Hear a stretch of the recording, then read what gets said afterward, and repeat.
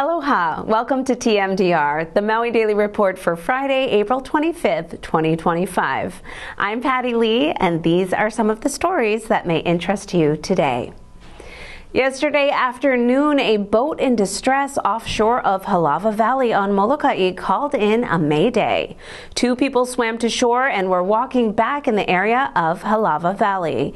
The boat with 1 person on board was towed. Air 1 and Rescue 10 spotted the 2 men on the shoreline of Aloha Valley and lifted them out of the area. Jaden Janae Puahaulani Pavao was named Miss Aloha Hula 2025 at the 62nd Annual Merry Monarch Festival last night. Pavao is both a haumana, or student, and niece of Kumuhula Lenaala Pavao Jardine of Halau Kale Mokihana o Lenaala from Kauai. She accepted her award, saying she is honored and blessed to share the Hawaiian cultural practice.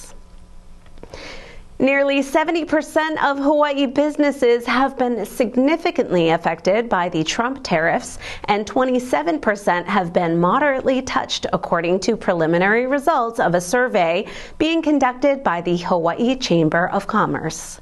Canadians are not coming, and many so-called snowbirds are selling their second homes and cashing out for good as a result of the Trump threats to make Canada the 51st state. And beginning this month, the Trump administration is requiring all foreigners 14 and older to register and submit fingerprints if they intend to stay beyond 30 days. $46 million in funding cuts from the U.S. Department of Agriculture are responsible for terminating at least 30 contracts with Hawaii farmers and ranchers. The money was allocated to jumpstart climate-friendly initiatives like planting food forests, managing invasive species, improving soil health, and boosting food production. Trump Agriculture Secretary Brooke Rollins called it a Biden slush fund and a new green scam. Despite global opposition and dire warnings from indigenous leaders like Hawaii's own Saul Koho'olahala, environmental experts, and the United Nations about how deep seabed mining can cause irreversible harm to our oceans, the Trump administration is ramping up efforts to mine the seafloor to extract minerals and materials like cobalt and polymetallic sulfides. Koho'olahala says there is no vision for what we do in the long term. Here's Uncle Saul.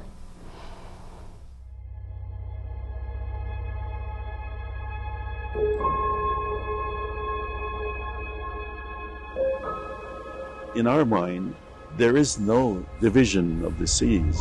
The animals of the sea don't see a boundary any more than we see a boundary. We have a great ocean of which we are related to and come from and care for, and that's our home. I challenge that perception that culture can only be by tangible artifacts. When we're traveling across the seas at great distances, we are intimate with knowing the currents. We know the waves and their movements, clouds and the weather. We know the resources that are in the deep seas. We are the culture of the people of the deep sea, and our culture is intangible. The ocean is everything to us. It's what we depend upon for our sustenance. Just to think that all of the different kinds of creation that is related to the deep sea will be disrupted, and then ultimately disrupt potentially the food chain of which now we have subsisted for millennia. In those conversations of mining, there's even no consideration that we come from this place. It's about minerals, it's about resources, it's about extraction with no regard for culture. It's that bothers me about this process of deep sea mining. It's important for us to participate at these kinds of discussions. There is a culture of the deep seas, I want to be a voice of our ancestors. I want to be the one that says, we come from this place. This is our home, and you are now intruding upon it. And so that is an ultimate kind of destruction that should not occur.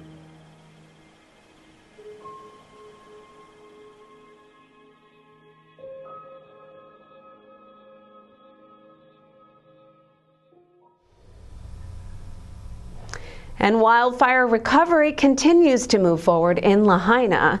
The latest news from the county is that 237 non-historic concrete pilings along Front Street that supported residential and commercial buildings built over the water have been removed. The debris, totaling 500 tons of material, had become a safety hazard to the public. The work was completed in under a month, far ahead of the 90-day timeline. Key partners included the U.S. Army Corps of Engineers, FEMA, Smith Salvage, and others. The Taro Festival is back and tips off tomorrow at the Hana Ballpark from 8 a.m. to 4 p.m. MEO Transportation Services will be picking up folks who need a ride to the East Maui Taro Festival tomorrow. There will be 3 parking lot locations and no charge for the round trip. For reservations, call 808-248-8282. Residents of East Maui will also be transported to the event. 7 Maui Economic Opportunity buses filled with about 130 kupuna will be headed out to the festival as well. Civil Beat is reporting that a bill to provide protection to tenants displaced by affordable housing projects, once expected to sail through the legislature, is as good as dead. Senate leaders did not appoint conference committee members to work out the differences between the House and Senate versions of the bill. Civil Beat reported that Oahu Senator Stanley Chang and developers killed the bill behind the scenes. Young adults born in Hawaii are moving back home to Hawaii, reversing pre-COVID-19 trends. Over 12,000 Hawaii-born residents 25 to 44 years old who had left the state also returned home, according to a UH report. In 2023, 72,000 people moved to Hawaii, with most coming from the mainland, while 58,000 moved away, relocating to mostly California, Washington, and Texas. Maui chef Lee Wong is cooking up quite a reputation. She lost her restaurant in the Lahaina fire, but it didn't stop her. She was a semifinalist this month in Guy Fieri's Tournament of Champions cooking show. She has traveled and cooked all over the world, and her Cocoa Head Cafe continues to be a hit. Wong was also a nominee for the 2023 prestigious James Beard Award for Best Chef in Hawaii, Alaska, Oregon, and Washington State. The only mental health counselor on Lanai has resigned, underscoring the inadequacy of a healthcare system that depends on only one worker. Residents there now have to rely on monthly and quarterly visits from a Maui-based nurse and psychiatrist. A caseworker will be deployed twice a month, and a telehealth appointment is also an option that's available until the counselor can be replaced. The United States is nearing a tipping point for the return of the measles. At current vaccination rates, measles could cause 851,300 cases over the next 25 years. So far in 2025, there have been 10 outbreaks nationwide and more than 800 cases, including 2 deaths. One Texas outbreak alone accounts for 624 cases. Researchers say a 5% boost in vaccination rates could prevent measles from becoming endemic. The Maui County Council approved a time extension to May 2029 for the Ku'ikahi Village project. Originally a 202-unit workforce housing plan, it's now scaled back due to rising costs. Inflation, labor shortages, and supply chain issues raised project costs by more than 20%. Kuikahi is one of 5 housing projects delayed by similar financial challenges. If you missed the broadcast of the Maui Daily Report at 7 p.m. on Akaku Channel 53 and 55, or if you're driving beginning Monday, April 29th, you will be able to listen to TMDR on the radio at KAKU 88.5 FM from 8 to 9 p.m. You can also view TMDR anytime on demand on our free Maui Stream app, or select from a variety of recent previously recorded TMDR episodes on Olelo Spectrum Cable Channel 1961. Before we go, let's check in with Rick Shonley for this week's Molokai Sports Report, followed by Daniel Emhoff's Aloha Friday Photo Finish. Aloha, sports fans, wherever you may be. My name is Rick Shonley. We are at the studios of Akaku in downtown Kanakakai, Molokai, and this is the Molokai Sports Report. Big happenings for Molokai athletics as we get ready to end this school year. Last weekend, girls softball was on a roll. They played against Hana. On Friday, they won 18-3. On Saturday, they won 23-8. So they finished their season 5-3. We want to give a shout out because Saturday was senior game. Friday, they had a little bit of rain, just a sprinkle or two, and Saturday was a beautiful day for the senior game. Want to say congratulations to Nani Peterson, Christine Hanapi, Natalia Pastrana, Layla Hooper Pfeiffer, and Ara Pua. What a great job, you seniors. Molokai flag football went over to the MIL championships at Kamehameha High School last weekend, and they won their first game against King Kekaulike 26-25. Great job, and they advanced to play Kamehameha in the semis, and they ended up losing to Kamehameha Maui 26-12. Girls flag football is a big deal all over the country, and especially in Hawaii, and boy, the Molokai Lady Farmers had a great season. They are making history to finish in the top 4. We got Molokai tennis. They'll be at the Royal Lahaina Resort tennis courts. Their head coach is Jimmy Casino. They only have 3 girls competing in the MIL championships, but good luck, ladies. Chloe Tankayo will be playing singles, and Chloe Chuan and Maili Kahanui will compete in doubles. Good luck, Jimmy Casino and your players at the MIL tennis championships. Molokai softball headed over to Lanai City. Molokai will play Thursday afternoon against Hana, and that will be at 3 p.m. And then on Friday, the winner of that Thursday game between Molokai and Hana will play Lanai on Friday at 3 p.m. And if necessary, Saturday at 9 a.m. for a tiebreaker. Molokai baseball on the road to Maui. They will be at Iron Marihara Stadium. They are the #1 seed in the MIL Boys Baseball Championships. They will play at 3:30 p.m. on Thursday against #4 Kulani Hakoi. So good luck to head coach Milton Liu and his staff and his players as boys baseball is looking for their 11th straight MIL Division II Boys Baseball Championship.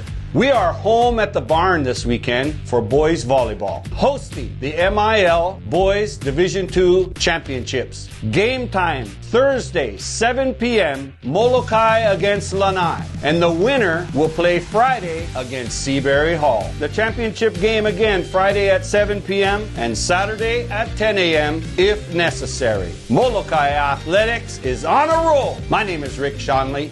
We are at the studios of Akaku in downtown Kanakakai, Molokai. And this is the Molokai Sports Report. And we thank you so much for watching. Aloha no! Kako!